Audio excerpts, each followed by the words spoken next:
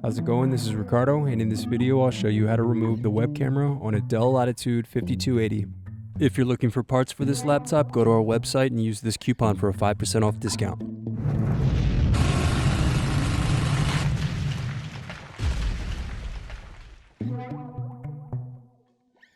First, remove screws to loosen and then pry apart bottom base.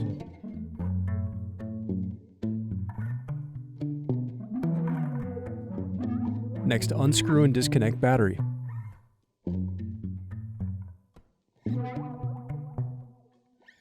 Now unscrew and remove bracket. Then disconnect antenna cables and remove wireless card. Then unscrew and remove bracket. Now disconnect display cable. Then unscrew and remove display assembly.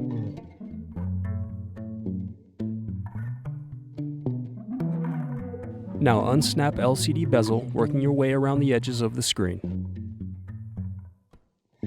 Then disconnect and remove web camera. Thanks for watching. Don't forget to like and subscribe if you enjoyed this video. And if you need more, check out this playlist to watch other tutorials for your laptop. You can also click here to find parts for your laptop at partspeople.com.